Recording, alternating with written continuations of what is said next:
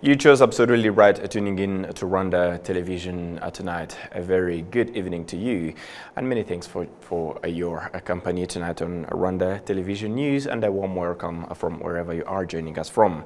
And as we started off, let us inform you that on Friday, President Paul Kagame chaired the first cabinet meeting of the new cabinet following the swearing-in ceremony that marked the beginning of a new 5-year term, and the resolutions of the recently concluded cabinet meeting. On Friday, August 23rd, 2024, His Excellency Paul Kagame, the President of the Republic of Rwanda, chaired a cabinet meeting at Urugwiro village. The cabinet was briefed on the Mpox outbreak in the region, recently declared public health emergency of international concern by the World Health Organization. The government of Rwanda is closely monitoring the situation and has strengthened surveillance and response systems. The public is urged to remain vigilant by adapting preventive measures to be continually provided by the Ministry of Health. The Cabinet approved the second National Strategy for Transformation NS2 2024 to 2029. The Cabinet was briefed on the preparations of the agricultural season 2025A. The Cabinet approved the following draft laws. Draft law approving the accession of Rwanda to the Statute of the Hague Conference on Private International Law adopted at The Hague, Netherlands on October 31st, 1951 and entered into force on July 15th, 1955. Draft law relating the competition and consumer protection. The Cabinet approved the following policies, programs and strategies. Climate and Nature Finance Strategy 2024-2030, the Rwanda Industrial Policy, and the Beijing Plus 30 Rwanda Country Report. The Cabinet approved the agreement of the following ambassadors, stroke high commissioners, as well as appointments of the following representatives of international organizations. Among ambassadors or high commissioners, Mr. Doug Sojegren, Ambassador Extraordinary and Plenipotentiary of the Kingdom of Sweden to Rwanda with residence in Kigali, Rwanda. Mr. Silva Abubakar Minko Minseme, Ambassador Extraordinary and Plenipotentiary of the Gabonese Republic to Rwanda with residence in Kigali, Rwanda. Mr. Mridu Pawandas, High Commissioner of the Republic of India to Rwanda with residence in Kigali, Rwanda. Mr. Gregos Marowski, Ambassador Extraordinary and Plenipotentiary of the Republic of Poland to Rwanda with residence in Kigali. Mr. Patricio Alberto Aguero Vanchieri, Ambassador Extraordinary and Plenipotentiary of the Republic of Chile to Rwanda with residence in Nairobi, Kenya. Mr. Sahak Sargien, Ambassador Extraordinary and Plenipotentiary of the Republic of Armenia to Rwanda with residence in Addis Ababa, Ethiopia. Ms. Nadeska Imara, Ambassador Extraordinary and Plenipotentiary of the Republic of Nicaragua to Rwanda with residence in Harare, Zimbabwe. Ms. Jeanne Cruza, Ambassador Extraordinary and Plenipotentiary of the Grand Duchy of Luxembourg to Rwanda with residence in Luxembourg. Mr. George Sakas, Ambassador Extraordinary and Plenipotentiary of the Hellenic Republic to Rwanda with residence in Nairobi, Kenya. Mrs. Danijela Kobio, Ambassador Extraordinary and Plenipotentiary of the Republic of Serbia to Rwanda with residence in Nairobi, Kenya. Mr. Anwar Ben Youssef, Ambassador Extraordinary and Plenipotentiary of the Republic of Tunisia to Rwanda with residence in Nairobi, Kenya. Mr. Louis Alejandro Levitt, Ambassador Extraordinary and Plenipotentiary of the Argentine Republic to Rwanda with residence in Nairobi, Kenya. Representatives of international organizations, Mr. Mike Schwarz, Country Director of the German Technical Cooperation GIZ to Rwanda, in charge of the GIZ office in Kigali. Mrs.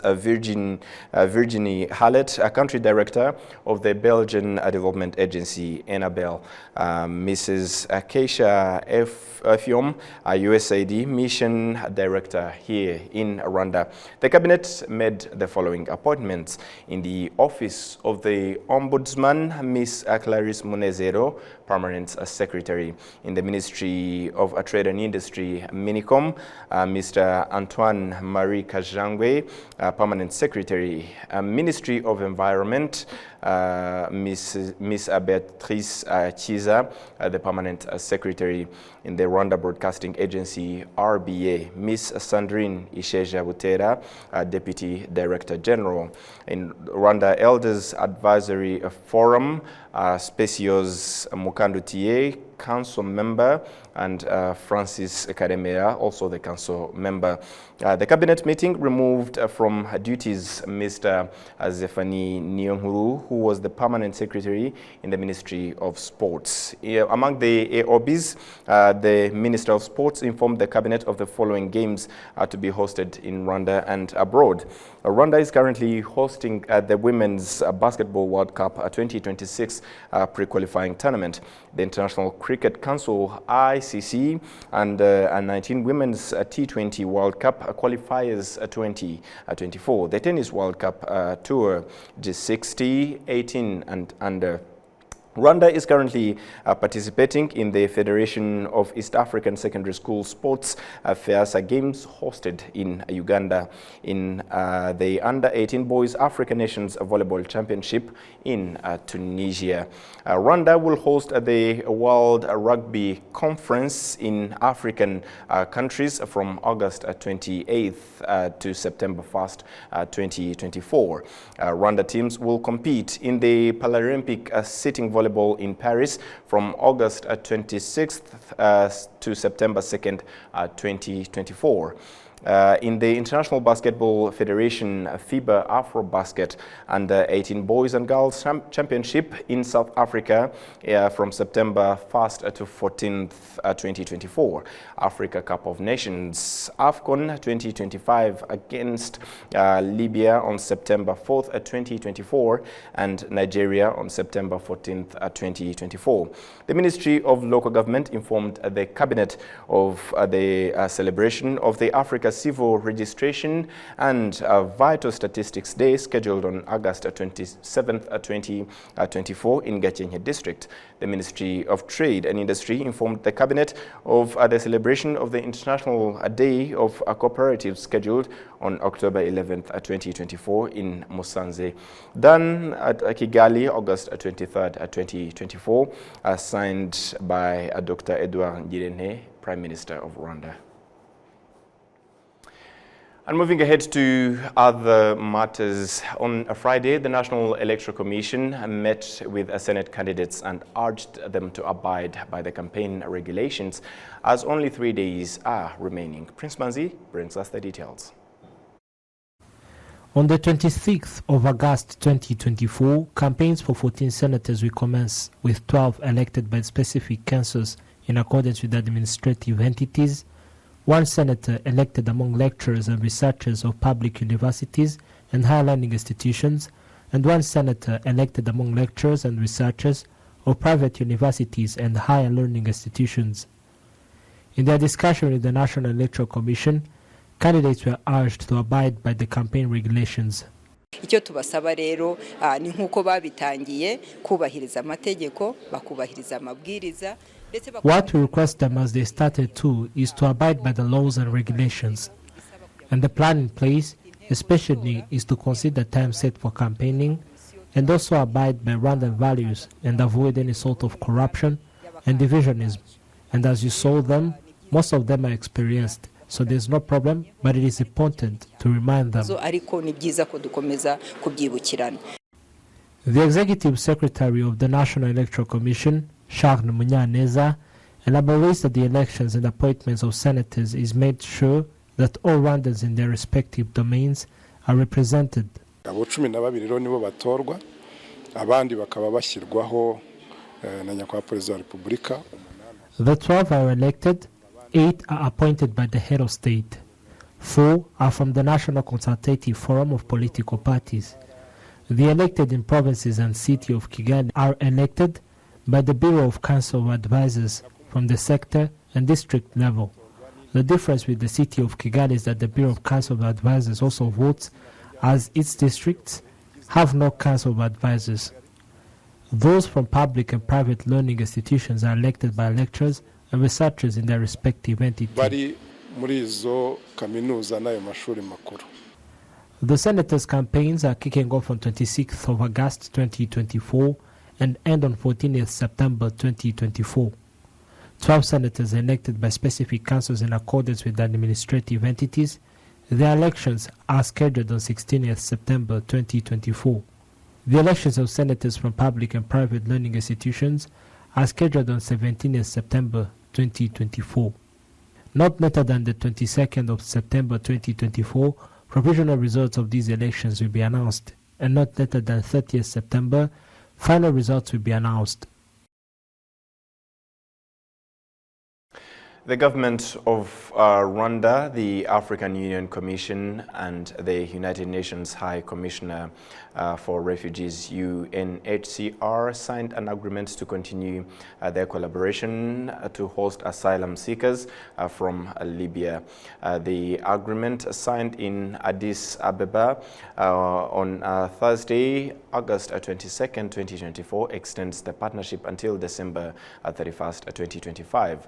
Rwanda was represented by its ambassador to the African Union, Charles Kadamba, while the African Union was represented by Commissioner for Health and Humanitarian Affairs, Ambassador Minata Simate, Dr. Mamadou Diane Abaldi, UNHCR's Regional Director for East Africa, and the Great Lakes region also participated in the signing ceremony. And moving ahead to other matters, the microfinance institution Copedu has announced the number of women applying for loans partially insured by the Business Development Fund BDF that covers 75% of the loan has been increasing, helping to spur faster development for the country's economy. The announcement was made during a training organized by the institution for members of the project Igire Mugore that has been helping women to fight poverty through income-generating projects. As a part of the training, women received a lecture on how to properly invest loan money from representatives of a National Bank of Rwanda. Also present were officials from BDF who noted that even though much emphasis is put on assisting women, that does not mean men are excluded from this particular initiative. The fund has also so far supported loans amounting to 9 billion Rwandan francs, divided equally among 3,200 men and women through BDF, covers 50% of loans taken by men as opposed to 75% it provides for women. Copedu PLC provides loans up to $500 million Rwandan francs for big projects irrespective of gender.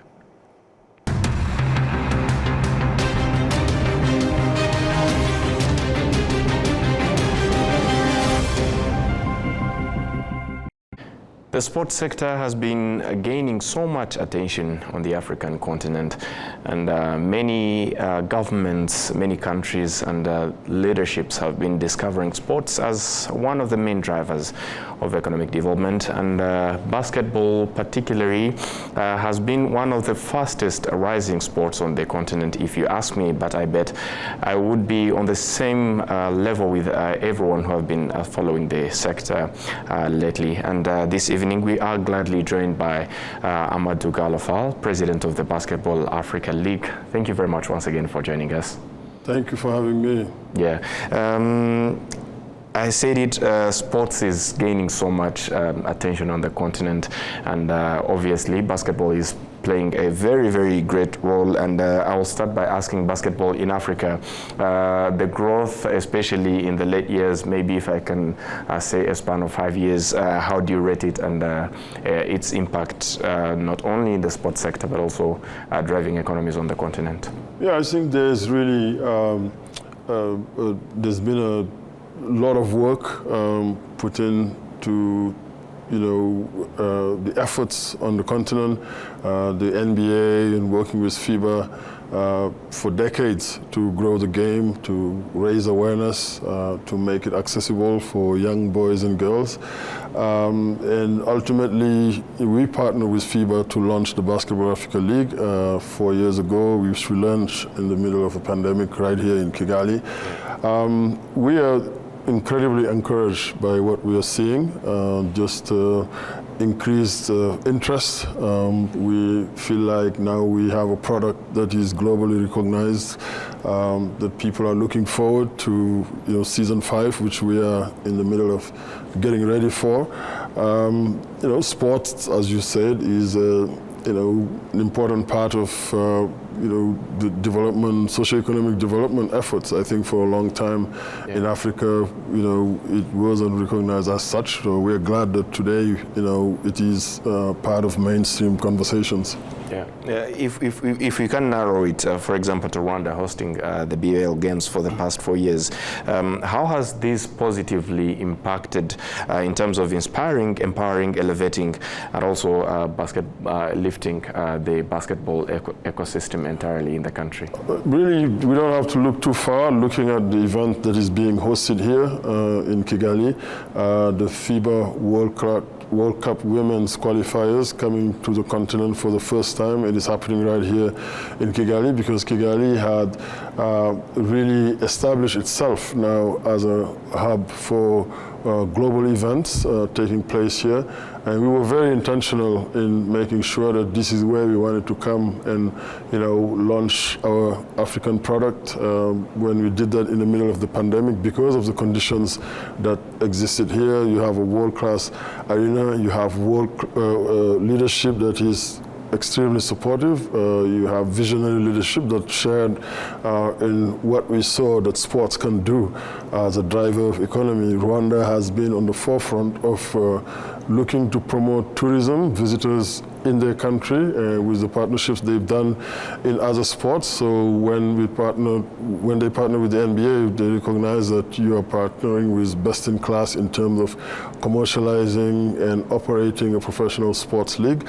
And what I see here, great job that Ferwaba is doing.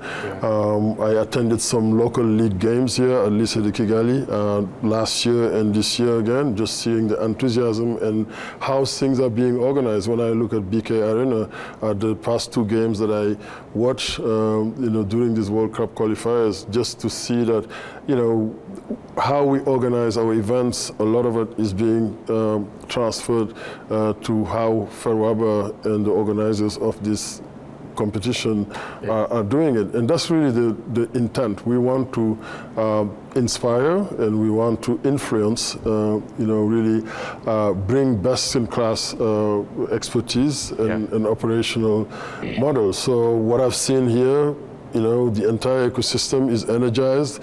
Your women team finishing 4th at last year's AfroBasket, hosting this event and winning games. I can see that young people are very, very, very interested in the game. When you see a filled arena like we saw the past games, the 2 games that I've seen the Rwanda team play, for me that's a testament to really, the work that's been done here by Ferwaba, the entire leadership of this country, to make sure that we continue to create platform where Africa can be showcased, at a major level. Now that we have created this interest and we have brought the game and the sector to the spotlight, what follows, or what is particularly needed to make sure that this spotlight we have created is now translated into economic empowerment and economic development, but also not leaving behind African talents?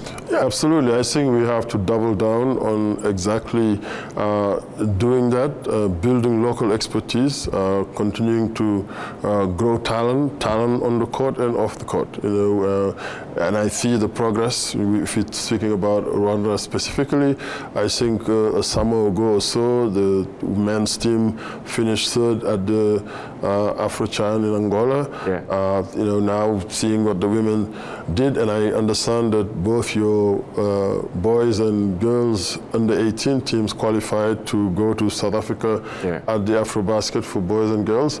So we got to continue to work to build expertise, develop coaches, and we have a program for that where we send African coaches to intern in the Summer League in Las Vegas. I think there were 2 coaches from Rwanda who attended again this year. We're going to continue to focus on refereeing to make sure that also that side of the game, continue to develop. But at the end of the day, it's about the talent on the court, both from a playing standpoint, coaches and referees, and we have to continue to focus on growing that. And now, when you talk about events, because the product we create on the court, we want to make sure that there is entertainment that is infused. That's what drives people to want to come to Bank of Kigali Arena. We got to continue to also attract partners like Bank of Kigali, or MTN Rwanda, and other companies to come and invest with us to continue to help us meet the ambitions, the huge ambitions we have for our league and the sport of basketball. Absolutely. Now that we're talking about the league, you said it well that we are in preparations for season 5. What is going on right now, and what is at stake, and what is coming up? Yeah, look, the minute the season was over, we probably took a few days to recharge, but the team is busy working, planning for next season.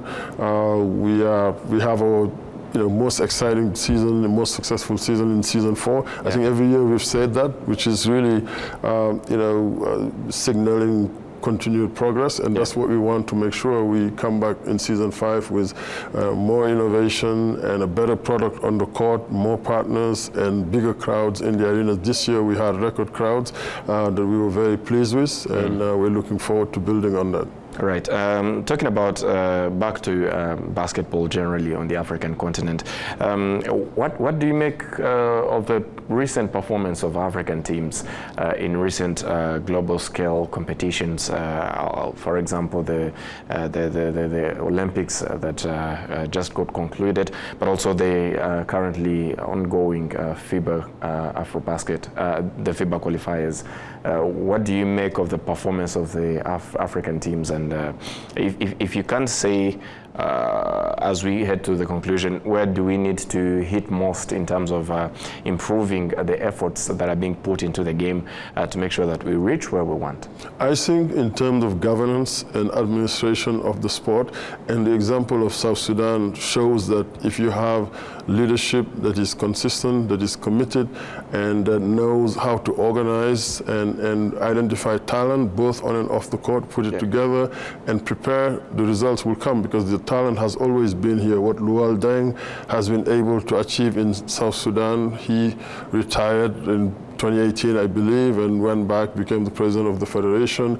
I remember seeing them here at AfroBasket in 2019. For the first time, they were participating in AfroBasket on the continent, and they finished 7 out of 16 teams, but you could see the signal. You could see that they were really taking steps to build something big, and I'm not surprised. We were in South Sudan back in 2011,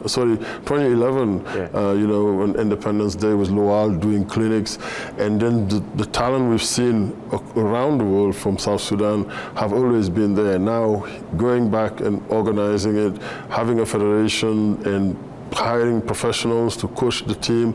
They're interested in following the talent and developing it. And this is why I'm not surprised at all, but that's an example that we want to make sure that everybody's paying attention to across Africa, because it is possible to do the same in other countries that have similar talent, but certainly the leadership and the governance, we need to have strong federations. This is an area that really we want to continue to focus with our partner FIBA to make sure that our federations are very strongly administered, and that players are, incentivized and motivated. Yes, you're motivated to play for your flag, but at the same time also there is a minimum of professionalism that needs to exist in the environment. Talking about also beyond South Sudan, I saw them in London when they played that game against the USA, coming short for 1 point, shocked everybody, but also they went to Lille. We were there and saw them play, perform, they competed, they believed, they were confident, they represented Africa extremely well. Absolutely. And the Nigerian women's national team also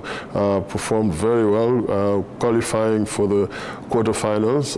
You know, this was the first, and what we're seeing here, you know, why FIBA is choosing to come to Africa to host, you know, this competition, because Rwanda had built world-class infrastructure, and also with the Basketball Africa League finals every year here, we've demonstrated that we can do big things on the continent. So we got to continue to be consistent in our effort to build excellence, to showcase excellence, because there's plenty of that across Africa. And Amadou, finally, putting all that we just talked about together, maybe, I don't know if I will be right if I put it on a scale of 1 to 10, but how optimistic are you regarding the development of the game and seeing it flourish and you know, raise the continent to the international scale? I'm extremely bullish, and this is why we are here. You know, this is something we are committed to, and I know that we are only scratching the surface. You know, it's not time for